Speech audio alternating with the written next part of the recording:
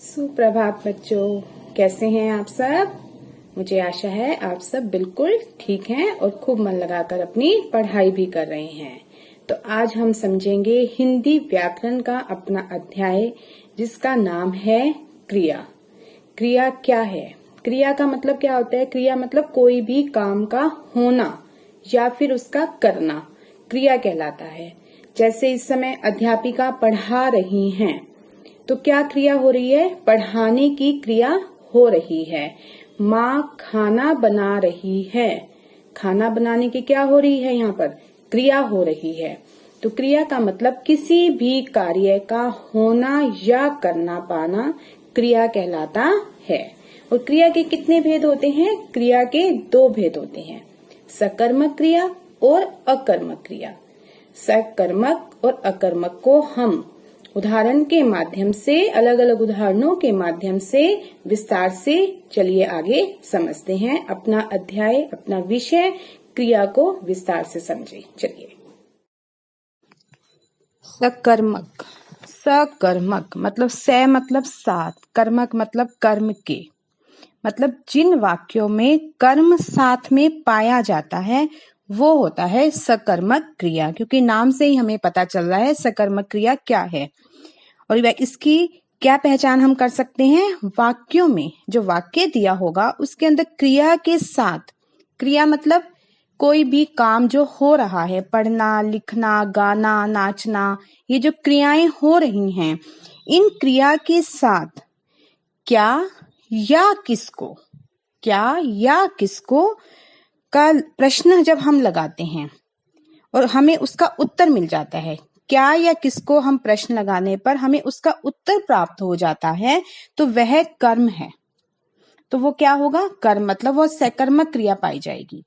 जैसे उदाहरण है, राम अखबार पढ़ रहा है, तो हमने क्रिया है पढ़ रहा है, इस क्रिया के साथ हमने प्रश्न लगाया, राम क्या पढ़ रहा है, तो क्या का हमें उत्तर क्या मिला? अखबार पढ़ रहा है, अखबार उत्तर मिला। तो इसका मतलब जब उत्तर हमें मिल गया है अखबार, तो वो क्या है? अखबार कर्म है। और ये वाक्य कौन सी क्रिया का होगा? सकर्मक क्रिया होगी इसमें। इसी प्रकार से आगे देखिए, मोहिनी गीत गा रही है। गा रही है मतलब कोई क्रिया हो रही है। और क्या क्रिया हो रही है? गीत गा रही है, गाने की क्रिया हो रही है। गीत को गा रही है मतलब क्या कर्म कर रही है? गीत। हमें उत्तर क्या मिल रहा है? मोहिनी क्या गा रही है।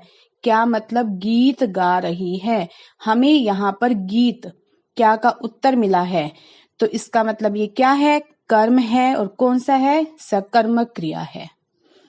सकर्मक क्रिया कहीं कहीं किसी वाक्य में सकर्मक क्रिया के भी आगे दो भेद होते हैं, जैसे एक कर्मक और द्विकर्मक। एक कर्मक का मतलब क्या होता है? जहां पर वाक्य में एक ही कर्म होता है, मतलब सिर्फ हमें क्या का उत्तर मिलता है, जैसे हमने अभी इन दो उदाहरणों में समझा है। इसके अतिरिक्त द्विकर्मक का क्या मतलब? द्वि मतलब आपको नाम से ही पता चल रहा है, द्वि का मतलब होता है जहां पर दो कर्म पाए जाते हैं। दो कर्म कैसे, और हम उसकी पहचान कैसे करेंगे कि यहाँ पर दो कर्म है?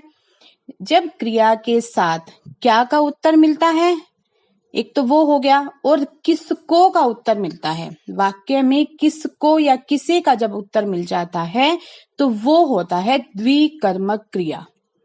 चलिए इसे उदाहरण के द्वारा हम समझते हैं। पहला उदाहरण मैंने लिखा है, मोहन ने सुरेश को गाना सुनाया। यहाँ पर मोहन ने क्या? मैं कर्ता। सुरेश को, किसको गाना सुनाया? अब आप प्रश्न करो, मोहन ने किसको गाना सुनाया? उत्तर हमें क्या मिला? सुरेश को। और मोहन ने सुरेश को क्या सुनाया? गाना सुनाया। तो यहाँ पर हमें किसको और क्या दोनों का ही उत्तर प्राप्त हो रहा है। इसका मतलब ये कौन सी क्रिया है? द्विकर्मक क्रिया है। तो हमने समझा सकर्मक क्रिया क्या है। जिन क्रियाओं का कर्म होता है और कर्ता द्वारा, कर्ता मतलब जो उस कार्य को कर रहा है, वाक्य में जो इस कार्य को करने वाला होता है वो होता है कर्ता। कर्ता द्वारा की गई क्रिया है।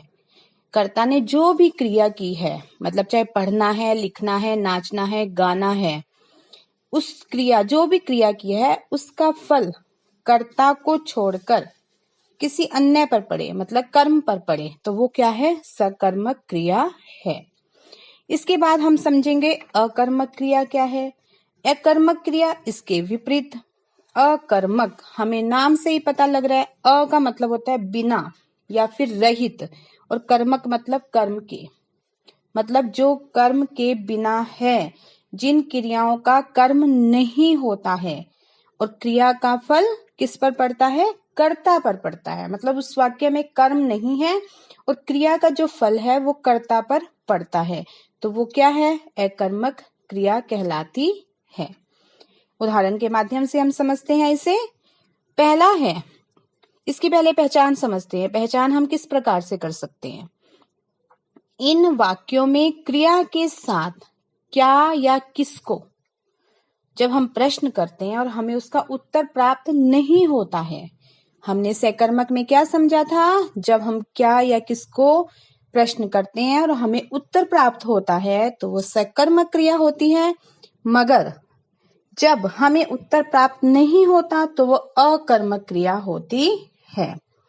जैसे उदाहरण देखिए, आकाश बाजार जा रहा है। अब यहाँ पर आकाश क्या है? कर्ता है। क्रिया क्या कर रहा है? जा रहा है। क्रिया कर रहा है जाने की। अब इस क्रिया के साथ आप क्या प्रश्न लगाओगे? आकाश क्या जा रहा है? क्या ये सही है वाक्य? नहीं। कहाँ जा रहा है वो होता है, ना कि क्या जा रहा है या किसको जा रहा है। दोनों का ही उत्तर हमें प्राप्त नहीं हो रहा है इस वाक्य में। आकाश बाजार जा रहा है, आकाश क्रिया लगा दी हमने, जा रहा है। इस क्रिया के साथ हमने क्या प्रश्न किया? हमें उत्तर प्राप्त नहीं हुआ।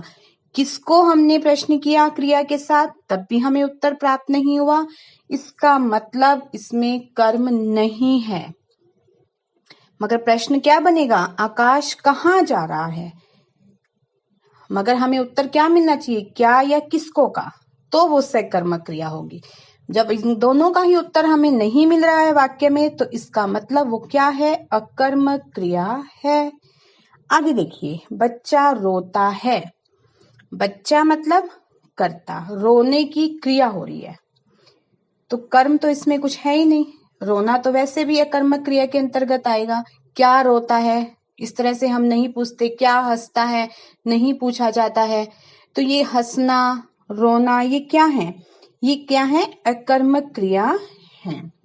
तो हमने समझा सकर्मक क्रिया मतलब जहां क्या और किसको का हमें उत्तर प्राप्त हो जाता है, और अकर्मक क्रिया इससे विपरीत, जब हमें क्या और किसको का उत्तर प्राप्त नहीं होता है, वो होता है अकर्मक क्रिया।